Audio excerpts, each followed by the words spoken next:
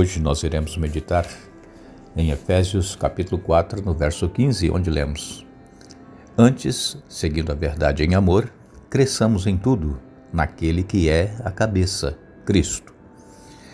Existe uma febre e uma corrida geral pelos suplementos vitamínicos.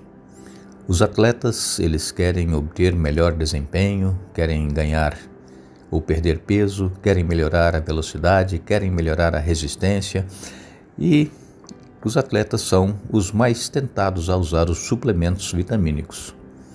No crescimento espiritual, também somos desafiados a sair de onde estamos para um estágio melhor. O apóstolo Pedro, falando desse esforço, ele diz em 2 Pedro capítulo 1, versos 5 a 7, por isso mesmo, empenhem-se para acrescentar à sua fé a virtude o conhecimento, ao conhecimento o domínio próprio, ao domínio próprio a perseverança, à perseverança a piedade a fraternidade, a fraternidade o amor.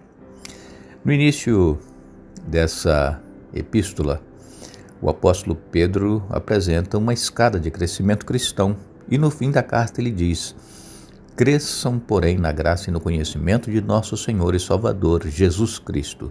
2 Pedro, capítulo 3, verso 18. Sem ferir a seriedade do texto, nós poderíamos chamá-lo de suplemento espiritual. Por isso, o apóstolo recomenda que sejam acrescentados à fé e apresenta, então, 7 suplementos. O primeiro degrau no crescimento espiritual é a virtude, a excelência moral. O segundo degrau é o conhecimento, especialmente a educação espiritual. E depois, então, segue-se o domínio próprio ou o autocontrole, ou seja, a capacidade de conter e dominar nossos desejos. E depois do domínio próprio vem a perseverança, ou seja, aprender e continuar com paciência. A piedade, o amor fraternal, o amor desinteressado são os últimos. Devemos crescer espiritualmente em cada um desses 7 degraus.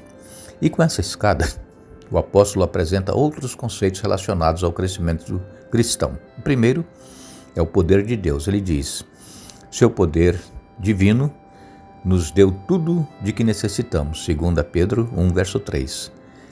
Vou subir essa escada, vou crescer, não pelo meu próprio poder, mas pelo poder de Deus. É Deus quem efetua em vocês tanto o querer quanto o realizar de acordo com a boa vontade dele, diz o apóstolo Paulo em Filipenses 2, verso 13. O segundo conceito é o do empenho humano. Além do poder divino, também existe o esforço humano. Em 2 Pedro 1,10 diz: portanto, irmãos, empenhem-se também mais para consolidar o chamado e a eleição de vocês. Como disse Bradley Nassif, a graça se opõe ao mérito, mas não ao esforço. Deus vai fazer tudo para a minha salvação, menos a minha parte. Agora que você foi salvo, pode ir a Deus e perguntar: Senhor, o que devo fazer? Mostra-me a tua vontade. Dá-me ideia do que devo ou não fazer para crescer na graça. Então nós precisamos crescer dia a dia. Tem aqui os degraus do crescimento espiritual. Esses degraus que nós citamos aqui, 2 Pedro 1, 5 a 7, eles precisam ser seguidos e buscar em Deus a força, mas nós temos que fazer a nossa parte. Nós precisamos ir a Deus e perguntar: o que devo fazer? E Ele vai nos mostrar.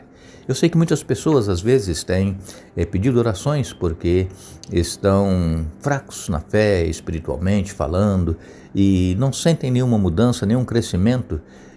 Vá a Jesus, fale com Ele, mostra-me, Senhor, o que eu devo fazer, mostra-me a tua vontade. E então, Deus ele vai dar a ideia do que você deve ou não fazer.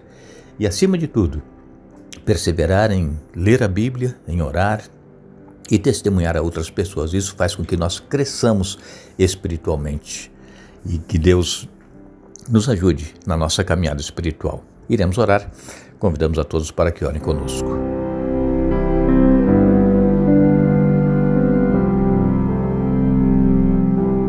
Eterno Deus e Pai, aqui nós nos encontramos em Tua presença, queremos Te agradecer pela vida, os cuidados, por tudo que Tens feito por nós.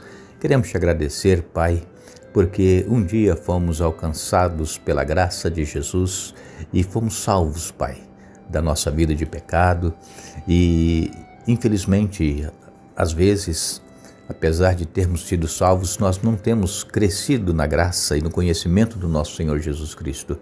E nós precisamos, Pai, desenvolver o nosso crescimento espiritual. Nós precisamos viver em comunhão contigo. Ajuda-nos, Pai, a buscarmos em Ti a força, o poder e a vitória sobre as tendências pecaminosas que nós temos.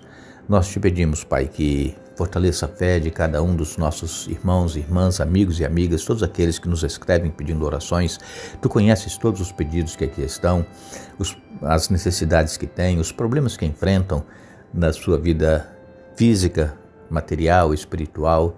Tu conheces os problemas familiares que são citados e também, Pai, os pedidos que são feitos em favor de alguém, de algum familiar ou de algum parente, algum amigo, e Tu conheces e sabes onde estão essas pessoas e exatamente o que elas precisam. Portanto, nós queremos colocar em Tuas mãos todos os que participam conosco deste momento de reflexão, de oração, que sintam a Tua presença e o Teu poder e que possam ser fortalecidos na fé, Pai, que não desanimem, que perseverem, porque muito em breve o nosso Senhor Jesus estará voltando e o nosso desejo é estar contigo para todo sempre. Tenhas misericórdia de cada um de nós, Pai.